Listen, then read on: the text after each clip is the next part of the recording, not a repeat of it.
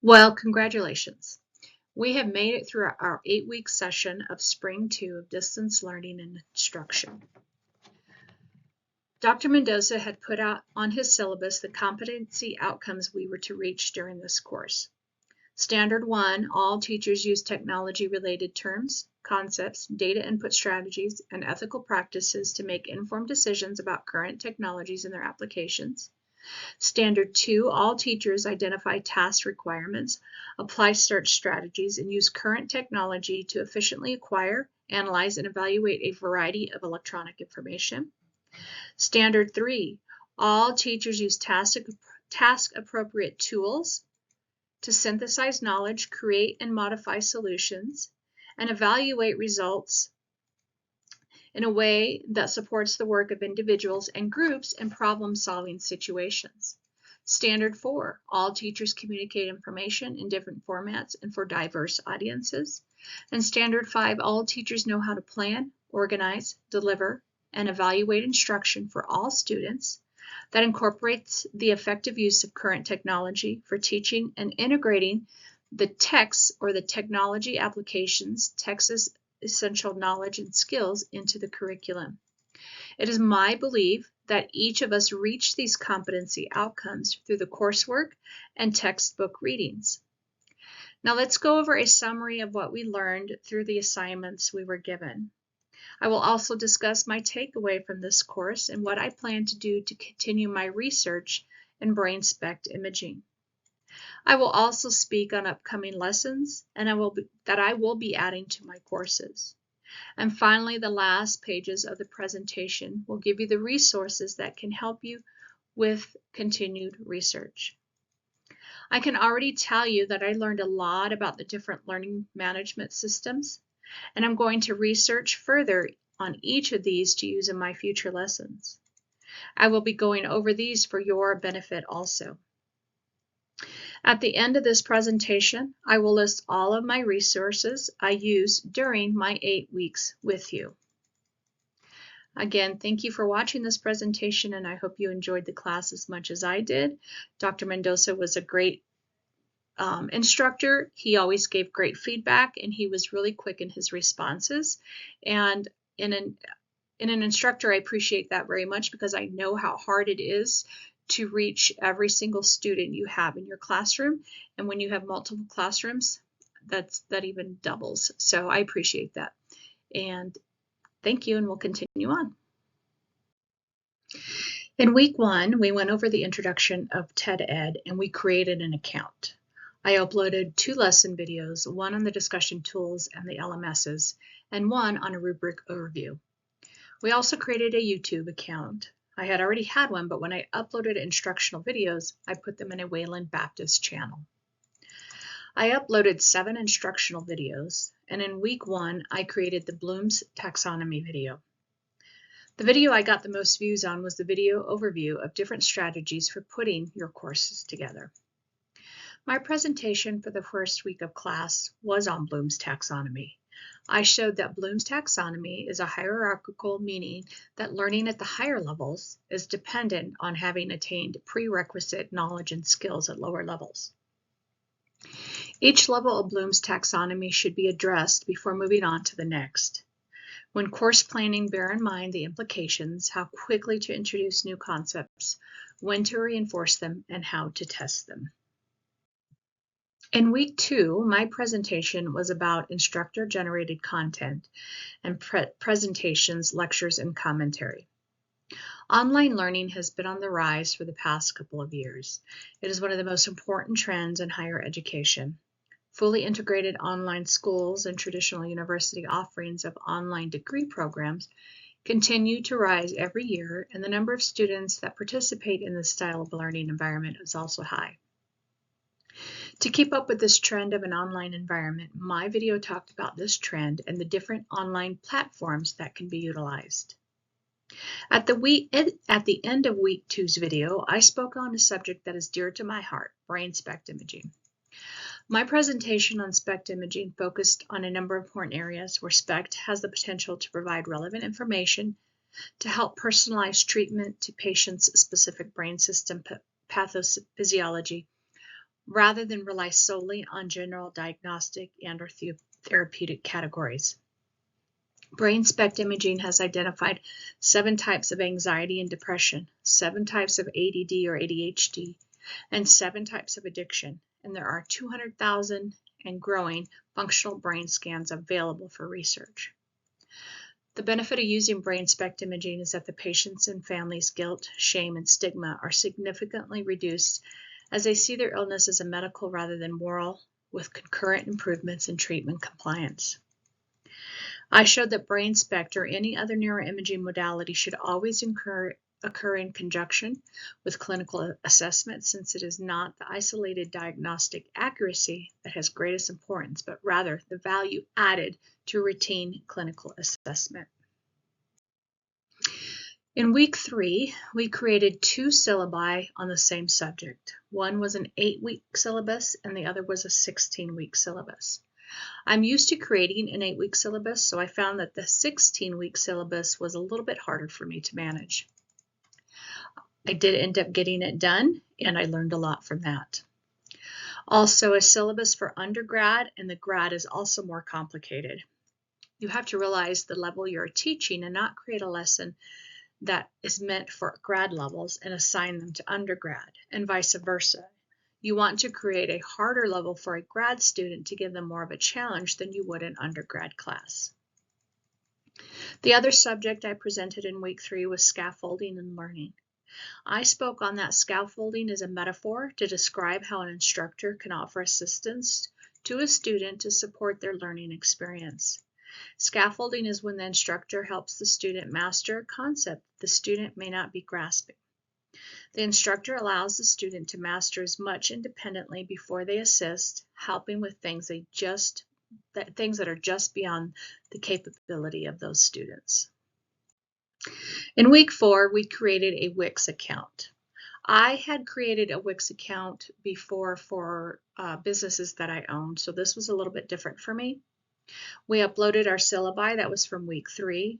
In this lesson, we learned about background colors, templates, and the other technology that Wix.com offers to create a website for a class. In week 5, this week was about discussion tools and how they are extremely important, an important source for educators. They create active learning and critical thinking. They enhance understanding and retention. They improve communication and collaboration. They enhance their social presence and community building, and they are flexible and accessible. I presented slides with many different styles of discussion tools. I also spoke on the 3 types of learning management systems, or LMSs, for an instructor to consider. There are cloud-based LMSs, proprietary LMSs, which are closed sources LMSs, and another example is the open source LMS. This week, we also uploaded our presentation onto TED-Ed and created a quiz for students. In week 6, we created a classroom in Google Classroom. We described how to use it and a step-by-step demonstration on creating the class. We also discussed the pros and cons and the equipment we needed. We uploaded our video to YouTube, and then we created assignments in our Google Classroom based on our week 3 assignment, and mine was scaffolding. In week 7, we chose another topic that was within that week's readings. My presentation was on talkative and quiet students. Managing students' behavior is required if you want to create a productive and positive learning environment. I've had many instances where I've had the extreme of each student in my classroom, and finding different avenues of engagement for each student was very important for their success in my classroom. So week 8, this is our last week, and this is where we're presenting this video. Learning management systems I will implement in the future. So after researching different LMSs or learning management systems, I really enjoy Blackboard. And not because I'm familiar with it, because we use it as instructors and students at Wayland, but I believe it has great analytics and reporting features and is best used in higher education, which is where I teach. It is known for its content creation management, student engagement, and online classroom capabilities. The advanced features of Blackboard Learn include gamification, or elements that challenge students and makes learning more engaging and motivating. It also provides a space for students and allows them to build portfolios and makes interaction easier because it lets students schedule meetings and participate in discussions. Blackboard also has a built-in calendar and makes organizations for students easier. So what is my biggest takeaway? Well, to be honest, when speaking on the biggest takeaways from this class is the creation of the presentations. I've always been at creating content. I've owned multiple businesses and I've given many presentations on that. So I've always been pretty good at creating the content within the presentations, but I kept getting dinged by our instructor on the font color in the background. I did not always see what everyone else would see because I just put colors together that I thought looked good. And I had to work hard at keeping the color coordinations correct. For a dark background with a light font or a light background with a dark font. And thanks to our instructor, I have now learned that. Thank you. Now, there were many other takeaways from this class. Another big one for me was the different learning management systems. Being a first-time instructor for Wayland, I only understood Blackboard, and being a student for years with Wayland, I also only understood Blackboard. So I had not realized how many there were out there. I enjoyed making the TED Ed videos, creating a class in Google Classroom, and of course, like I mentioned, using Blackboard. I'm going to continue the use of Google Classroom. I'm going to put on my classes that I teach, cultural diversity and psychology and the law, and probably set up, even if it's just something for me to look at in Google Classroom until or unless we move on. If Wayland moves away from Blackboard and gives us a choice of which learning management system or classroom we can use, I think I'll go with Google Classroom. I like the platform and the ease of the setup. And I'm also going to look into Moodle more. I touched on it, but I did not delve deep into Moodle. As for the subject I presented in week 2 for my continued research, brain SPECT imaging, I'm going to continue to keep up on the research and the new ways to use it. Again, it's something that was close to my heart because my granddaughter, is going to have therapy for the rest of her life because of the trauma that she went to. I also believe that everybody at one time or another needs therapy. And sometimes we don't know why or what has happened. And I feel like brain SPECT imaging is a good avenue to research for that. But I'm also going to jump into the financial aspect. This technology can help prevent lifelong mental health issues. In my mind, you would think that the medical world would want to help patients in the beginning stages of a mental health issue, but they can't because people can't afford it. And again, you would think insurance companies would want this technology used as much as possible because it would save possibly millions of medical charges. But that is not happening. And most insurance companies, especially the state-run programs, which most people are on because they can't afford anything else to help cover their medical expenses, they don't cover brain SPECT imaging. So there becomes lifelong payments for mental health help. And when those payments cannot be made, or there's no insurance that the person can get on, mental health issues rise and people turn to drugs and homelessness. It's a vicious cycle. By the end of our Spring 2 8 weeks, we learned about putting courses together by design and development. We learned how to work with others in developing courses. We created syllabi and online classrooms. We talked about the activities we can assign to students even though they are online. We created presentations on classroom management and preparing students for their online learning experiences. We differentiated between teaching web-enhanced and blended classrooms, and we learned how to utilize everything possible to create a positive and productive online learning experience that's catered toward each student and giving them the best ability to succeed with the tools we pass on to them. Thank you.